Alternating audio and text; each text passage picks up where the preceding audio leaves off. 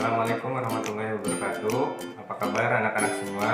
Alhamdulillah kita bisa berjumpa lagi dalam pembelajaran matematika. Nah, pada video sebelumnya kita sudah membahas tentang penjumlahan dan pengurangan bilangan bulat.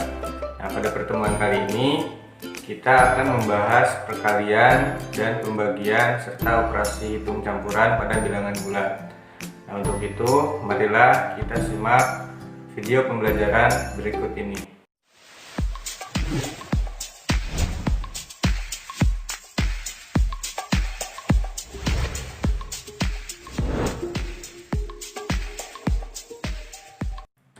Nah, baiklah, untuk operasi hitung yang ketiga yaitu tentang perkalian pada bilangan bulat. Nah, di sekolah dasar kalian telah mempelajari apa yang namanya perkalian. Nah, perkalian itu juga berarti penjumlahan berulang. Nah, contohnya seperti ini. Ada 5 dikali 4. Nah, itu sama dengan 4 ditambah 4 ditambah 4 ditambah 4 sebanyak 5 kali. Nah, atau misalkan dalam rumusnya itu A dikali B sama dengan B ditambah B ditambah B dan seterusnya sebanyak A kali. Nah, itu tentang konsep perkalian. Selanjutnya yaitu ada perkalian bilangan bulat positif dan bilangan bulat negatif. Contohnya seperti ini. Ada 2 dikali negatif 5. Nah, itu hasilnya negatif 10. Nah, jika ada bilangan positif dikali dengan bilangan negatif, itu hasilnya nanti bilangan negatif untuk perkalian bilangan bulat. Selanjutnya ada perkalian dua bilangan negatif. Contohnya itu ada negatif 2 dikali dengan negatif 5.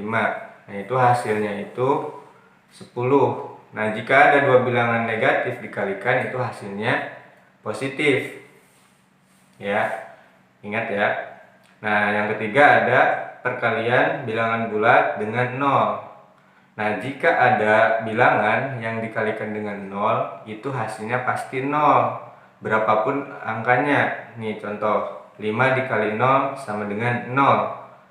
Misalkan lagi 1000 dikali 0, itu hasilnya nanti akan 0. Nah, selanjutnya yaitu sifat-sifat perkalian pada bilangan bulat. Sama seperti sifat penjumlahan pada bilangan bulat, perkalian juga memiliki sifat. Yang pertama itu sifat yang tertutup. Nah, jadi jika ada perkalian dua bilangan, misalkan yang satu bilangan bulat dengan bilangan bulat, nah nanti hasilnya itu akan bilangan bulat juga, sama dengan sifat penjumlahan, yaitu sifat yang tertutupnya. Nah, di sini contohnya 2 dikali 5 sama dengan 10. 2 dan 5 itu kan bilangan bulat. Nah, hasilnya itu 10. 10 juga termasuk bilangan bulat. Yang kedua itu ada sifat komutatif atau pertukaran. Nah, di sini untuk setiap bilangan bulat A dan B selalu berlaku A kali B sama dengan B dikali A.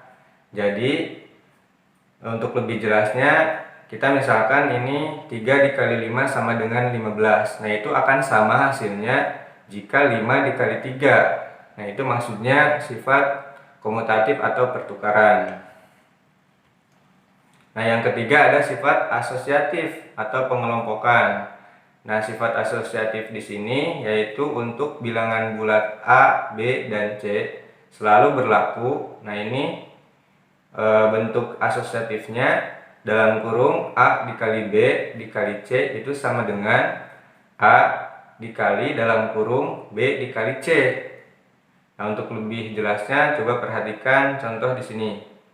Nah, di sini kan ada dalam kurung nih. Dalam kurung 6 dikali dalam kurung negatif 5. Nah, di sini kenapa tanda kurungnya menggunakan kurung kerafal?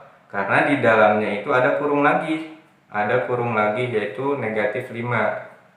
Nah, selanjutnya dikali dengan negatif 2. Nah, kenapa di sini ada kurung lagi di sini nih negatif 2? Karena di sini angkanya negatif, makanya menggunakan kurung.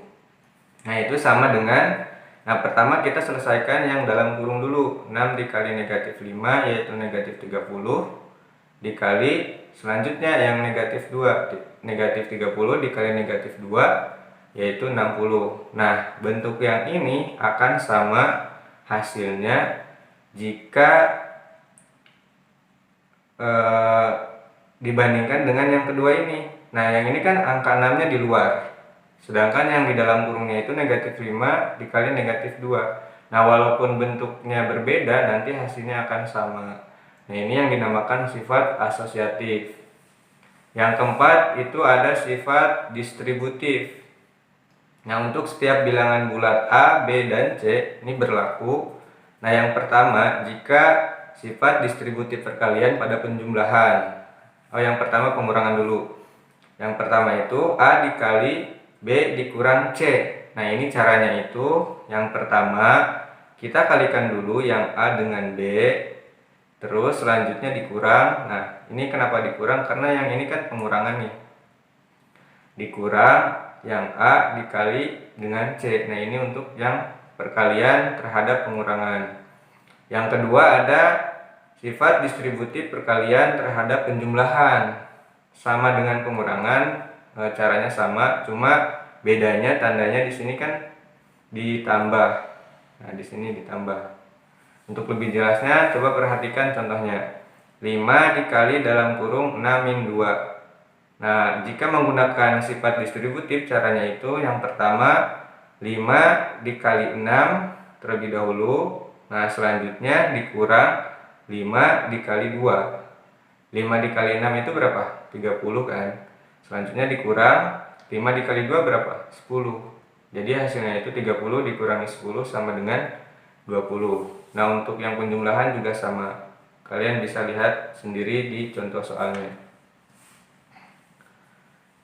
Yang terakhir yaitu operasi bilangan bulat pembagian. Nah, pembagian itu merupakan operasi kebalikan dari perkalian.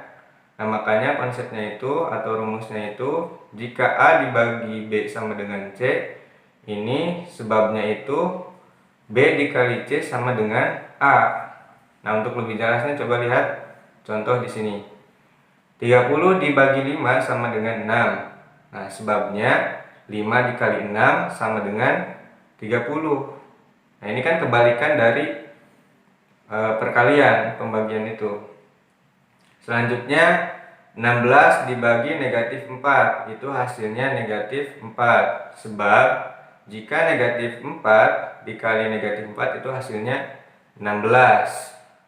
Yang ketiga ada negatif 10 dibagi 5 sama dengan negatif 2. Sebab 5 di sini jika dikalikan dengan negatif 2 itu sama dengan negatif 10.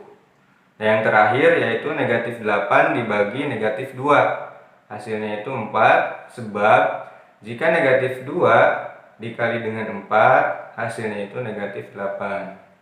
Nah, dari contoh tersebut maka didapat suatu kesimpulan bahwa hasil bagi dua bilangan bulat positif adalah bilangan positif.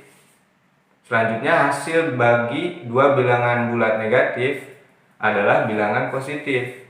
Nah, maksudnya ini jika bilangan positif dibagi dengan bilangan positif itu hasilnya positif. Jika bilangan negatif dibagi dengan bilangan negatif itu hasilnya bilangan positif. Ini konsepnya sama dengan perkalian ya. Nah, yang terakhir yaitu hasil bagi bilangan bulat positif dengan bilangan negatif atau sebaliknya bilangan negatif dibagi dengan bilangan positif itu hasilnya pasti bilangan negatif. Nah, selanjutnya ada pembagian bilangan bulat dengan 0. Nah, kalau misalkan ada sebuah bilangan dibagi dengan 0, itu akan hasilnya itu akan tidak terdefinisi. Coba lihat alasannya itu. Di sini misalkan 5 dibagi 0 sama dengan P. Sebab 0 dikali P sama dengan 5. Nah, di sini kan tidak ada satupun pengganti P pada bilangan bulat yang memenuhi 0 dikali P sama dengan 5. Coba di sini kita lihat. Di sini kan 0 dikali P sama dengan 5. Untuk pengganti P di sini angkanya berapa coba? Yang bisa menggantikan hasilnya 5. Tidak ada kan? Makanya jika ada bilangan dibagi dengan 0 itu hasilnya tidak terdefinisi. Nah, sekarang kebalikannya, jika ada pembagian bilangan bulat oleh 0. Kalau misalkan ada 0 dibagi dengan sebuah bilangan, itu hasilnya 0. Nih contoh, 0 dibagi dengan 3 sama dengan N. Nah, di sini sebabnya itu 3 dikali N sama dengan 0. Nah, untuk mengganti N yang memenuhi, berarti kan 3 dikali N sama dengan 0. Nah, untuk mengganti N ini angkanya berapa? Angkanya 0 kan? Karena suatu bilangan yang jika dikalikan dengan 0 itu hasilnya 0. Makanya sama, pembagian juga 0 dibagi 3 itu 0. Nah, yang terakhir itu ada operasi hitung campuran. Nah, dalam operasi hitung seringkali kita menggunakan tanda kurung. Nah, tadi kan sudah kalian lihat beberapa contoh soal yang menggunakan tanda kurung. Nah, di situ ada dalam operasi ini ada 3 buah tanda kurung. Yang pertama itu tanda kurung kecil, bentuknya seperti ini. Yang kedua ada kurung kurawal, bentuknya seperti ini nih. Yang ketiga ada kurung siku atau kurung persegi, bentuknya seperti ini. Nah, ketiga kurung ini penggunaannya berbeda-beda. Nah, untuk lebih jelasnya nanti kita lihat di contoh soalnya. Selanjutnya, apabila kita melakukan operasi hitung, gunakan aturan-aturan berikut. Nah, dalam operasi hitung campuran ada sebuah aturan. Yang pertama itu, perhitungan di dalam tanda kurung dikerjakan terlebih dahulu. Jadi kalau misalkan di soal itu ada suatu soal, ada yang ditulis di dalam kurung, nah kalian kerjakan dahulu itu yang ada di dalam kurung tersebut. Terus yang kedua, aturannya perkalian dan pembagian itu setingkat, penjumlahan dan pengurangan juga setingkat. Nah, operasi hitung yang setingkat dikerjakan secara berurutan dari kiri. Maksudnya ini, kalau misalkan di suatu soal ada perkalian atau pembagian, nah kalian bebas mau mengerjakan yang perkalian dulu atau pembagian dulu, karena setingkat kan. Nah, kalau misalkan di soal ada penjumlahan dan pengurangan, nah kalian juga bebas. Kalian mau penjumlahan dulu yang dikerjakan atau pengurangan dulu, karena dia setingkat. Nah, tetapi jika di suatu soal itu ada perkalian dan pembagian, ada juga penjumlahan dan pengurangan, nah kalian yang dikerjakan terlebih dahulu itu perkalian dan pembagiannya, karena tingkatannya lebih tinggi dari penjumlahan dan pengurangan. Nah, di sini makanya aturan yang ketiga itu perkalian dan pembagian lebih tinggi tingkatannya daripada penjumlahan dan pengurangan. Jadi perkalian dan pembagian dikerjakan terlebih dahulu. Nah, untuk lebih jelasnya coba perhatikan contoh soal berikut ini. Soalnya itu, hitunglah hasil operasi hitung berikut. Yang pertama itu 12 ditambah 25 dibagi 5. Yang kedua 42 dibagi 7 dikali 9. Yang ketiga negatif 36 dibagi dengan negatif 4 dikurang 2. Yang terakhir yaitu 5 dikali 17 ditambah negatif 13. Nah, untuk pembahasannya coba perhatikan. Yang pertama, soal yang pertama, 12 ditambah 25 dibagi 5. Nah, di sini kan ada dua operasi hitung ya. Yang pertama itu penjumlahan dan pembagian. Nah, yang pertama kalian kerjakan itu yang pembagian dulu. Jadi yang dikerjakan itu 25 dibagi 5 terlebih dahulu, baru ditambahkan dengan 12. Nah, 25 dibagi 5 berapa? 5 kan? Baru ditambahkan dengan 12, yaitu hasilnya 17. Jelas ya?